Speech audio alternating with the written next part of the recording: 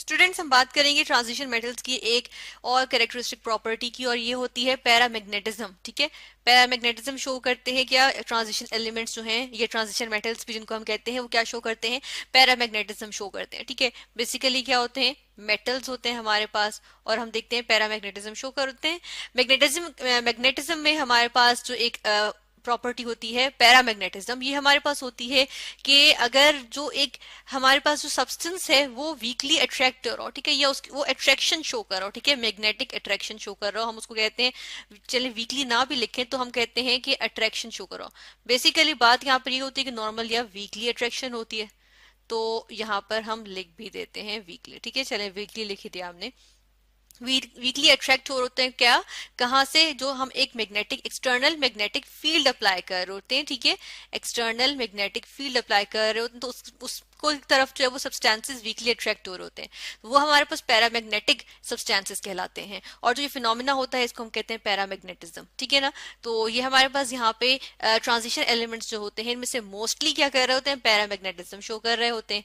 ठीक है, तो अब हम इसकी यहाँ पे एग्जांपल भी देखेंगे और इसको हम किसके साथ लेके चलेंगे ये भी सारा कुछ हम देखते हैं। लेकिन सबसे पहले हम यहाँ पर ये देखेंगे कि जो मैग्नेटिज्म होती है ना वो किस तरह से ओरिजिनेट होती है, किसमें, एक एटम में।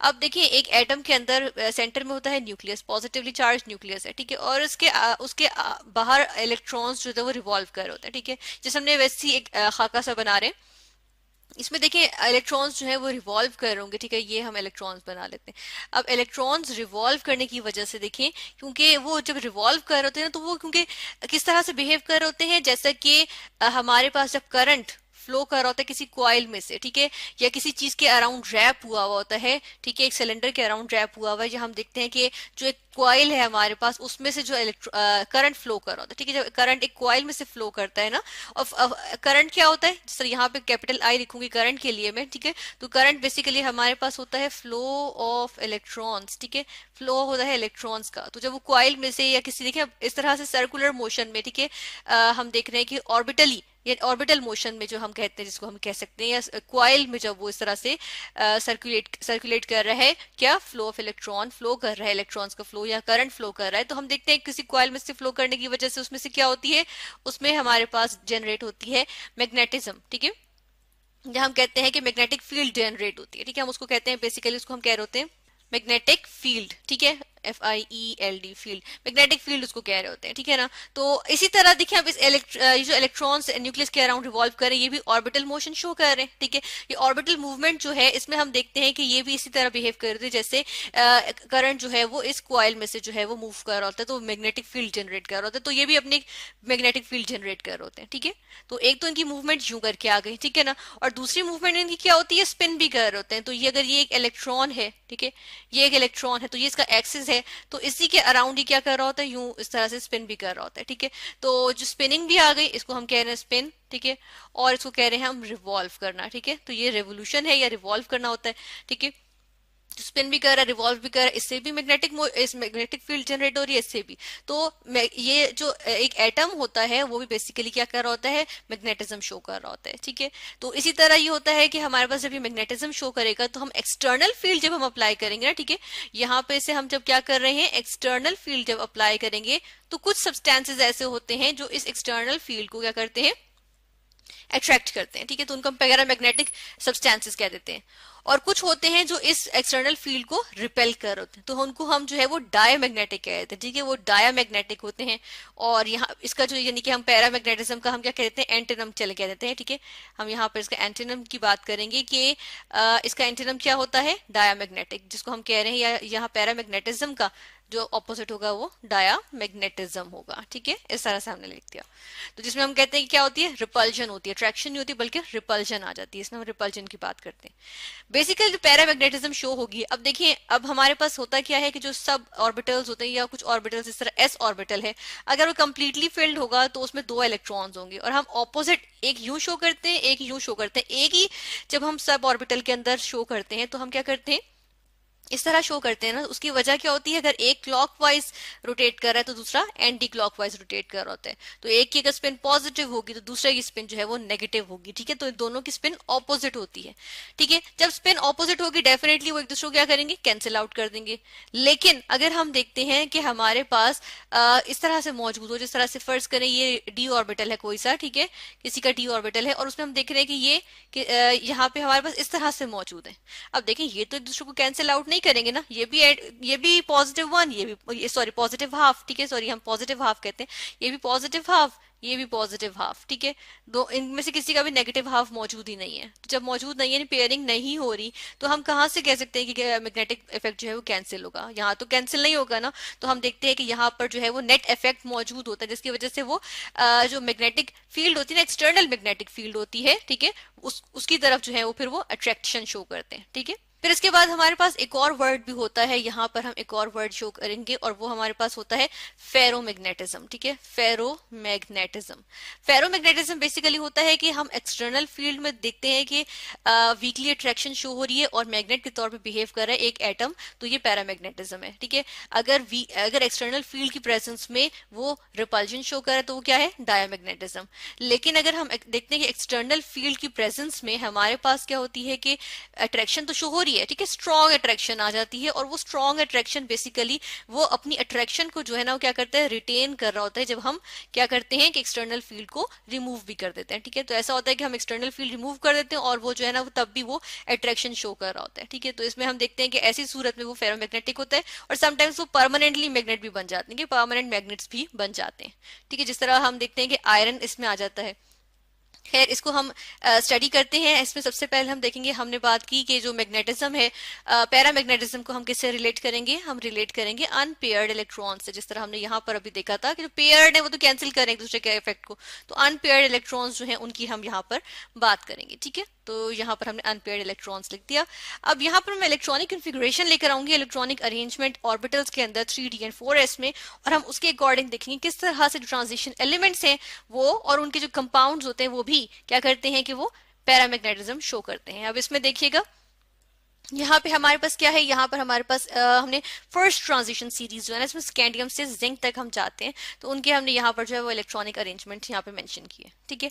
अब इसके अंदर देखिएगा, इसके अंदर फर्स्ट वन है स्कैंडियम। स्कैंडियम से स्टार्ट लेंगे। स्कैंडियम में देखिएगा कि यहाँ पर हमारे पास 3 इलेक्ट्रॉन्स हैं, ठीक है। तो अगर हम देखते हैं स्कैंडियम में, वैसे तो अगर इसको देखें तो उसमें बहुत थोड़ी सी पैरामैग्नेटिज्म शो की जा रही है, ठीक है, क्योंकि एक इसमें क्या है, अनपेयर्ड इलेक्ट्रॉन मौजूद है।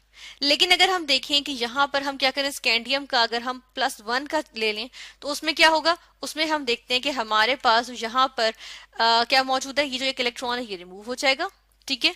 तो हमारे पास क्या हो जाएगी, मैग्नेटिज्म जो है वो खत्म, पैरामैग्नेटिज्म खत्म हो जाएगी, ठीक है। इसी तरह अगर हम यहाँ पर क्या कर लें कि हम यहाँ पे ले लें स्कैंडियम 3 पॉजिटिव का भी शो करता है, 3 पॉजिटिव अगर शो करेगा तो क्या होगा, हम देखते हैं कि ये वाले इलेक्ट्रॉन्स भी जो है वो रिमूव हो जाएंगे।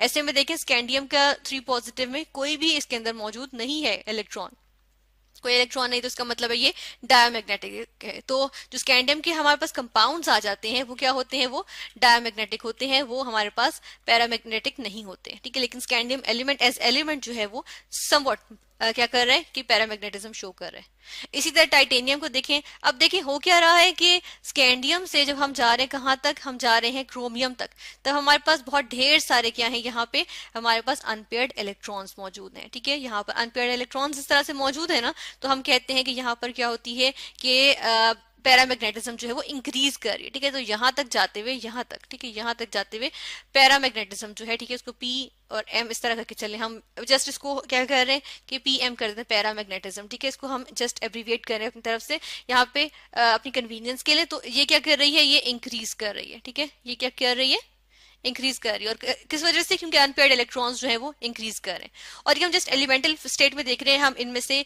इनके आयंस की सूरत में भी देख सकते हैं, ठीक है। इसी तरह आगे हम देखेंगे कि हमारे पास क्या मौजूद है। हमारे पास यहाँ पर आयरन मौजूद है, ठीक है। इसमें अब देखिए पेयरिंग स्टार्ट हो गई, ठीक है। यहाँ पे पेयरिंग स्टार्ट हो गई और फाइनली जिंक पे जाके हम देख रहे हैं कि कंप्लीट पेयरिंग है। तो जिंक हमारे पास क्या आ रहा है, जिंक बेसिकली हमारे पास जो है वो डायामैग्नेटिक होता है, ठीक है। और हमने वैसे भी पहले भी देखा था कि जिंक, हमने कहा था कि जो जिंक की हमारे पास इलेक्ट्रॉनिक कन्फिग्रेशन होती है और जिंक का जो ग्रुप होता है हमारे पास, जो 2b ग्रुप है, तो हम देखते हैं कि इसमें हमारे पास जो है वो बहुत सी ट्रांजिशन एलिमेंट्स की प्रॉपर्टीज, जो टिपिकल ट्रांजिशन एलिमेंट्स की प्रॉपर्टीज होती हैं, वो शो नहीं की जा रही होती, और magnetism is one of them, ठीक है। अच्छा, हमने यहाँ पे फेरोमैग्नेटिज्म की बात की थी, तो हम यहाँ पर ऐसे करेंगे कि आयरन को हम जो है ना थोड़ा कंसिडर करेंगे कि आयरन के लिए जो आयरन 3 पॉजिटिव है ना, यूजुअली इनको हम ले रहे होते हैं कैसे, कि हम कह रहे होते हैं कि हमारे पास ये शो कर रहे होते हैं क्या, फेरोमैग्नेटिज्म शो कर रहे होते हैं, ठीक है। तो ये जो आयरन का 3 पॉजिटिव है, आयरन का 3 पॉजिटिव कैसे फेरोमैग्नेटिज्म शो कर रहा होता है, ये भी हम यहाँ पर देख लेते हैं, ठीक है।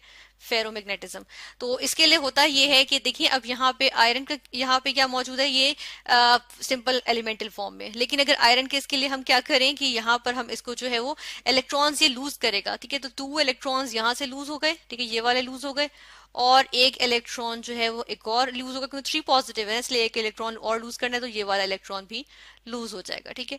तो अब देखिए जब 3 इलेक्ट्रॉन्स लूज कर दिए, तो अब इसकी भी हमारे पास क्या हुआ, 5 अनपेयर्ड। अब डी ऑर्बिटल को अगर देखें तो उसमें क्या है, 5 अनपेयर्ड ऑर्बिटल्स हमारे पास आ रहे हैं, ठीक है।